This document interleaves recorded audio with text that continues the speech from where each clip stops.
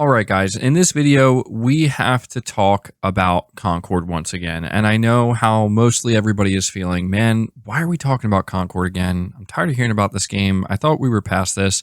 I'm right there with you. I thought the same thing.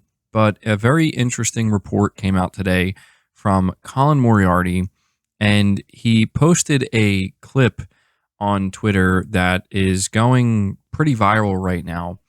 And he writes here, I spoke extensively with someone who worked on Concord, and it's so much worse than you think.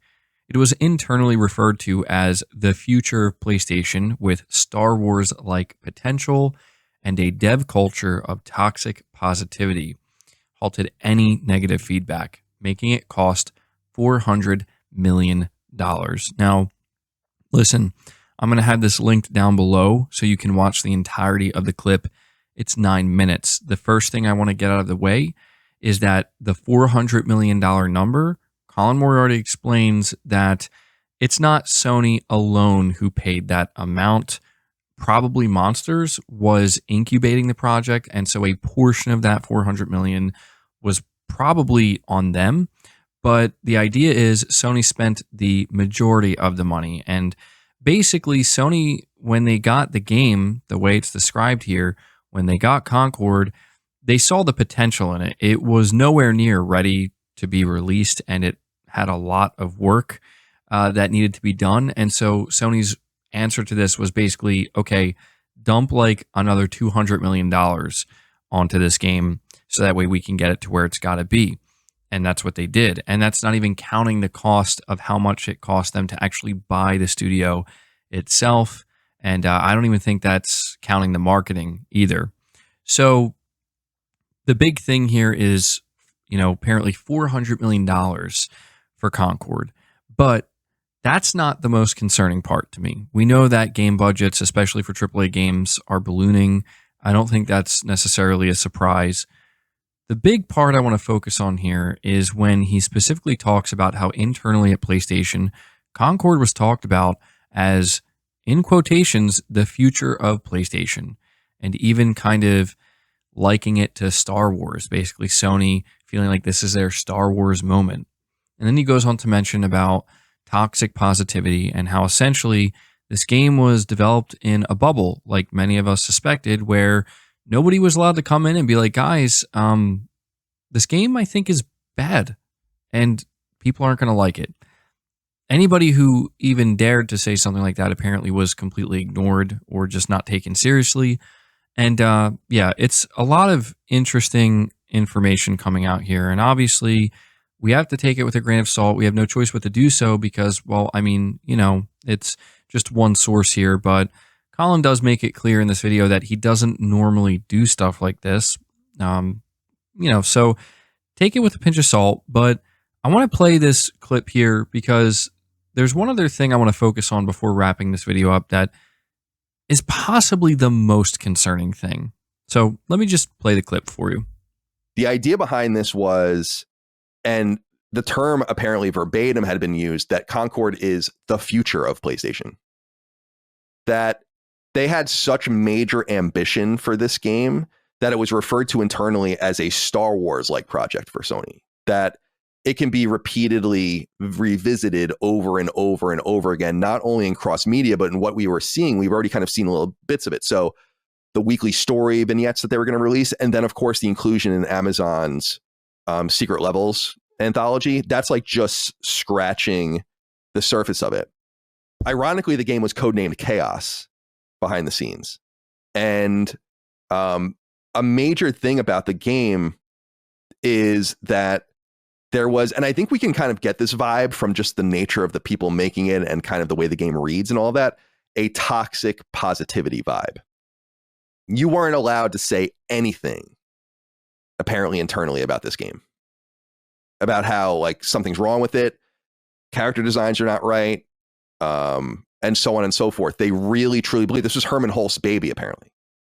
And he internally was himself a massive champion of the game. This was Herman Hulst's baby, apparently. And he internally was himself a massive champion of the game.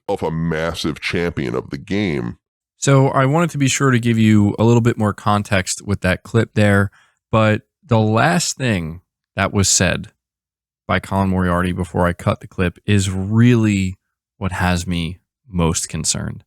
How he mentions that internally this was considered like Herman Hulst's baby, and he was a major champion for this game.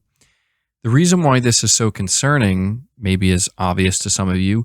Herman Hulst was promoted this year to CEO of PlayStation Studios and anything creative wise when it comes to PlayStation as a brand.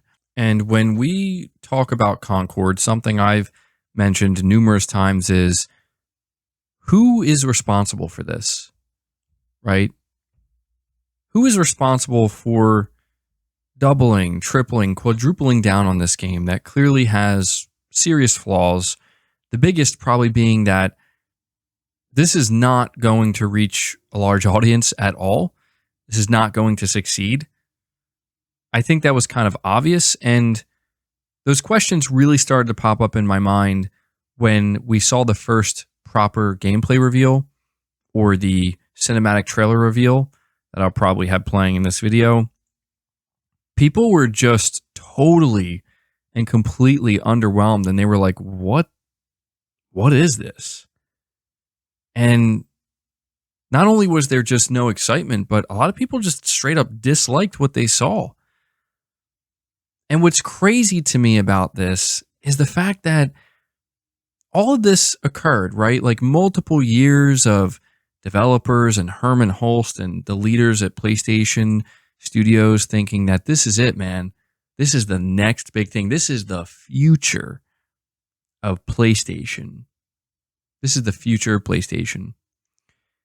And all the while, they really just are so disconnected and so out of touch that it's like, no, this isn't the future of PlayStation at all. This is going to be the biggest failure in PlayStation's history.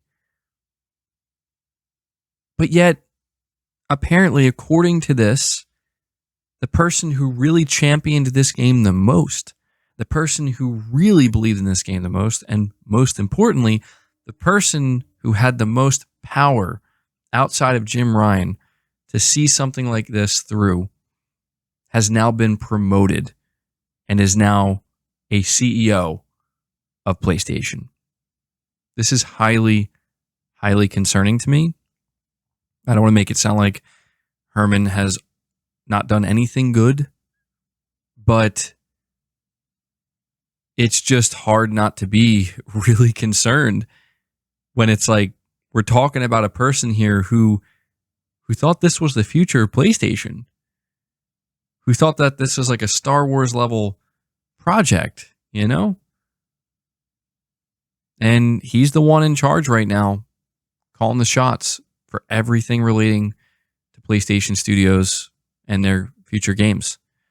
So I don't really know what to make of that if this report turns out to be true.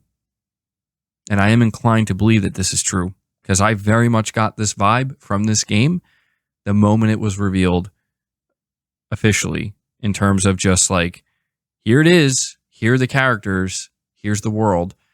I got this vibe immediately. And it just feels like now we're getting more insight into what really went down behind the scenes. And it's just mind-blowing, man. $400 million, the future of PlayStation, Star Wars level project. And Herman Hulst apparently was the biggest champion. I don't know. We'll have to see what happens. My only hope here is that this was a wake-up call. You know, that maybe Herman has learned something important here, and he will apply that newfound knowledge going forward. But we're going to have to see. But guys, I wanted to be sure to let you know about this and report on this because this is kind of blowing up right now and trending, and I wanted to just kind of give my thoughts on it. So leave the video a like if you enjoyed it or found it informative. Subscribe if you're new. Hit the bell notification icon, and feel free to share the video out on top of all that. But until next time, guys, take care.